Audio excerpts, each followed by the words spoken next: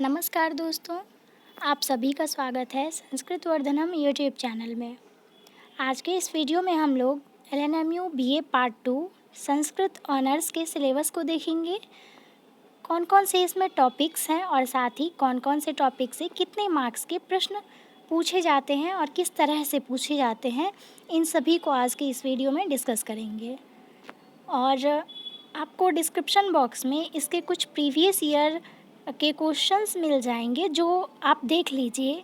Syllabus को देखने के बाद पहले सिलेबस अच्छे से समझ जाइए और उसके बाद प्रीवियस ईयर पेपर को देखिए। फिर आगे भी हम लोग और सारे प्रीवियस ईयर पेपर को देखेंगे और इससे संबंधित जो भी महत्वपूर्ण होगा उसको देखेंगे, इसके बुक्स के बारे में जानेंगे और फिर फाइनली हम लोग इसके लिए पढ़ाई स्टार्ट कर देंगे। ठीक है, तो चलिए हम लोग सिलेबस को देखते हैं। सबसे पहले तो पार्ट 1 में आपका पेपर 1 एंड पेपर 2 हो चुका है, तो बीए पार्ट 2 में पेपर 3 और पेपर 4 होगा। ठीक है, और इसी तरह बीए पार्ट 3 में पेपर 5, 6, 7, 8 होगा। तो पार्ट 2 में 3 एंड 4 होगा। तो यहाँ पे पेपर 3 का ये है सिलेबस। पेपर 3 में 3 टॉपिक हैं, एक कादम्बरी, शिवराज विजय और भारतीय दर्शन। इन्हीं तीनों टॉपिक से पेपर 3 में प्रश्न रहेंगे।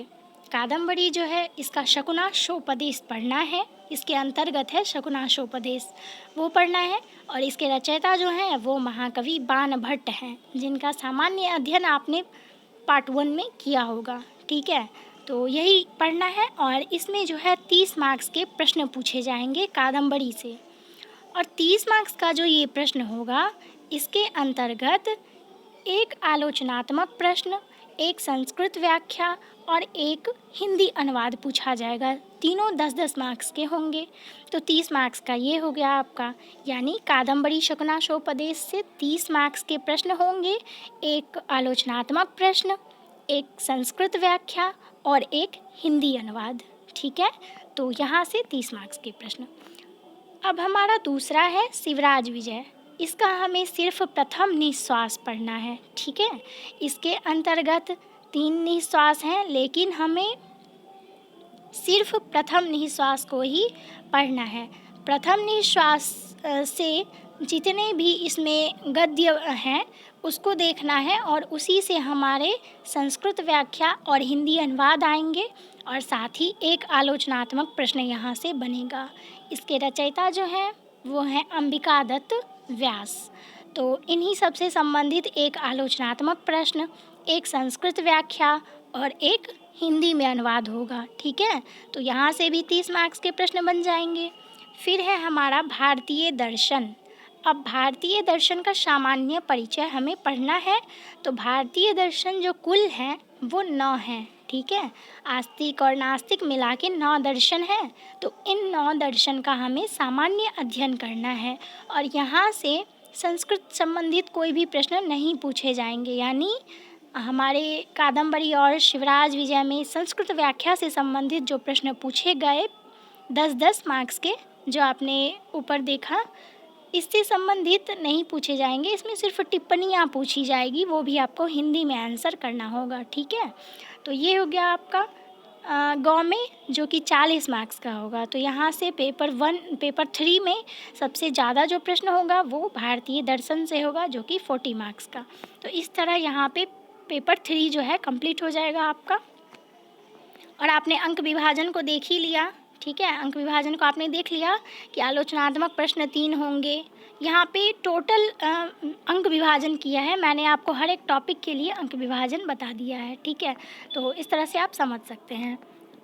अब यहाँ पे जो एक दिया हुआ है कि दर्शन के लिए सहायक ग्रंथ, यहाँ पे भारतीय दर्शन से संबंधित जो आप पुस्तक लेंगे वो बलदेव उपाध्याय का होगा। ठीक है, चूँकि इसमें बहुत अच्छे से दिया हुआ है और इसमें जो है सभी दर्शनों का सामान्य परिचय, वैसे तो डिटेल में परिचय है, तो बहुत ही अच्छे तरीके से परिचय यहाँ पे दिया गया है और साथ ही श्लोकों को भी दिया गया है। तो आप यहाँ से पढ़ सकते हैं बहुत अच्छे से बलदेव उपाध्याय की बुक को लेकर। अब चलिए पेपर 4 में। पेपर 4 के अंतर्गत रूपक और व्याकरण आता है। रूपक का मतलब हो गया नाटक, जो कि आपने बीए पार्ट 1 में पढ़ा होगा।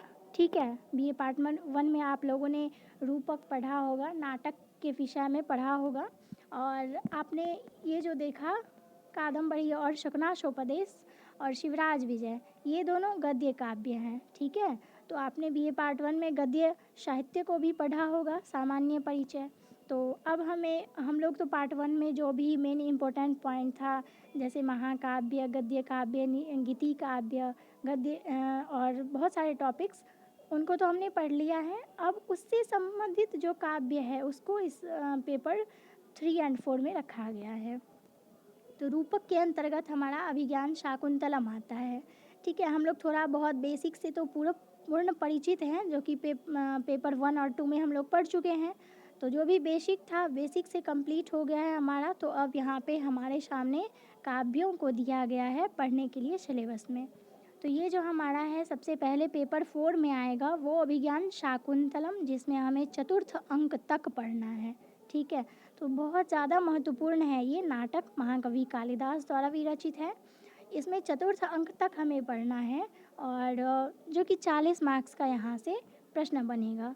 और दूसरा में आता है लघु सिद्धांत कौमुदी। तो लघु सिद्धांत कौमुदी में 60 मार्क्स के प्रश्न पूछे जाएंगे। तो अभिज्ञान शाकुंतलम में आलोचनात्मक प्रश्न होगा, संस्कृत व्याख्या होगा और हिंदी अनुवाद होगा। ठीक है, तो इन तीनों सेक्शन से अभिज्ञान शाकुंतलम से प्रश्न पूछे जाएंगे। उसके बाद है हमारा लघु सिद्धांत कौमुदी।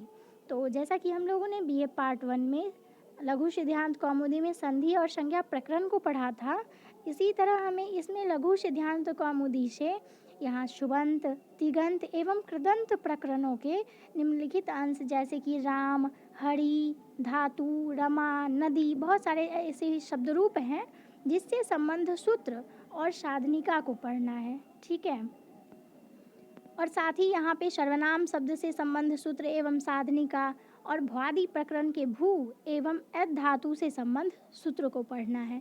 ठीक है, आप लोगों ने थोड़ा बहुत बेसिक इसका बचपन में पढ़ा होगा। जब आपने बचपन में 10th तक संस्कृत पढ़ा होगा तो आपने इन सब को पढ़ा होगा, तो वही सब है ये। इसमें थोड़ा सा लघु सिद्धांत कौमुदी में विस्तृत रूप में हो जाता है सामान्य ग्रामर की अपेक्षा।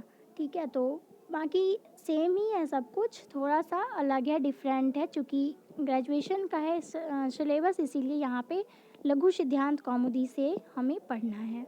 और उसके बाद है डी में कृदंत प्रकरण में कृत्य प्रक्रिया मात्र। यहाँ पे सिर्फ हमें कृत्य प्रक्रिया को पढ़ना है कृदंत प्रकरण में। ठीक है, और यहाँ से जो है टोटल 60 मार्क्स के प्रश्न पूछे जाएंगे। ठीक है, तो यही आपका था। और यहाँ जो अभिज्ञान शाकुंतलम में 40 मार्क्स का है, यहाँ पे संस्कृत व्याख्या, हिंदी अनुवाद और संस्कृत आलोचनात्मक प्रश्न पूछे जाएंगे। और फिर यहाँ जो लघु सिद्धांत कौमुदी आता है, इसमें सूत्रों की व्याख्या जो कि 3 होगी, और प्रयोग सिद्धि जो होगा ये आपका 30 मार्क्स का होगा। 6 प्रश्न होंगे जो कि 5 मार्क्स के होंगे। तो ये आपका हो गया पूरा इसका सिलेबस पेपर 3 और 4 का। अब यहाँ से आप सिलेबस को देखिए, प्रीवियस ईयर पेपर को देख लीजिए, तब आपको एक आइडिया सा लग जाएगा कि हमें किस तरह से पढ़ना है। बाकी इसमें कौन कौन से बुक्स को लेना है वो हम लोग नेक्स्ट वीडियो में चर्चा करेंगे, ताकि आप लोगों के लिए जो भी बुक हो जो हेल्पफुल रहे वो मैं आपको बता दूंगी, और आप उस बुक को परचेज़ कर लीजिएगा ताकि पढ़ने में सुविधा हो। ठीक है, तो बाकी टेलीग्राम चैनल आपने अगर ज्वाइन नहीं किया है तो वो ज्वाइन कर लीजिए, आपको लिंक डिस्क्रिप्शन बॉक्स में मिल जाएगा, और वहाँ जो भी डाउट हो आपके वो आप पूछ सकते हैं। ठीक है, तो चलिए हम लोग मिलते हैं नेक्स्ट वीडियो में, तब तक के लिए धन्यवाद।